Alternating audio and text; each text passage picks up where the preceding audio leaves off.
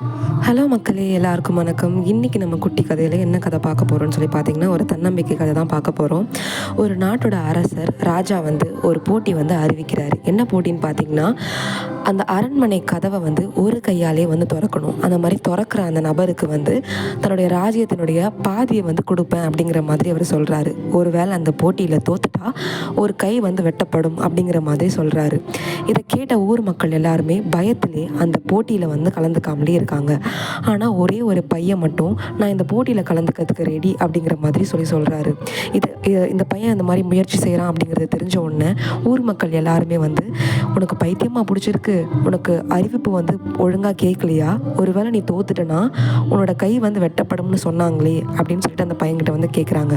உடனே அந்த பையன் சொல்கிறான், என்னோட கையை தானே வெட்ட போகிறாங்க, என்னோட உயிர் ஒன்றும் போக போகிறது இல்லையே, ஒருவேளை நான் ஜெயிச்சிட்டா இந்த ராஜ்யத்தோட பாதி எனக்கு கிடைக்கும்ல அப்படின்னு சொல்லிட்டு தன்னம்பிக்கையோட அந்த முயற்சியை வந்து செய்கிறாங்க.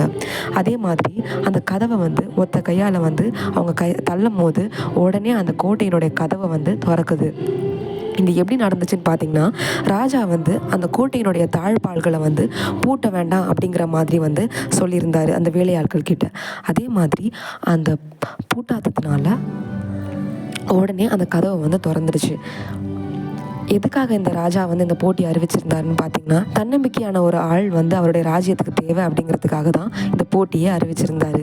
இதே மாதிரி தான் நம்ம வாழ்க்கையிலையும் ரொம்ப ஈஸியாக நம்ம செஞ்சுருக்க முடியும் அப்படிங்கிற விஷயத்தையும் நம்ம வந்து பயந்து தோற்றுருவோமோ, ஒரு வேளை தோற்றுட்டா அசிங்கமாயிடுமே, எல்லாருமே நம்மளை பார்த்து சிரிப்பாங்களே, தோல்வி வந்து வேண்டாம் அப்படின்னு நினச்சிட்டே நம்ம வாழ்க்கையில் வந்து நிறைய சந்தர்ப்பங்களை வந்து நம்ம கைவிட்டிருக்கோம். இனிமே உங்களுக்கு கிடைக்கிற எந்த ஆப்பர்ச்சுனிட்டியுமே மிஸ் பண்ணாதீங்க.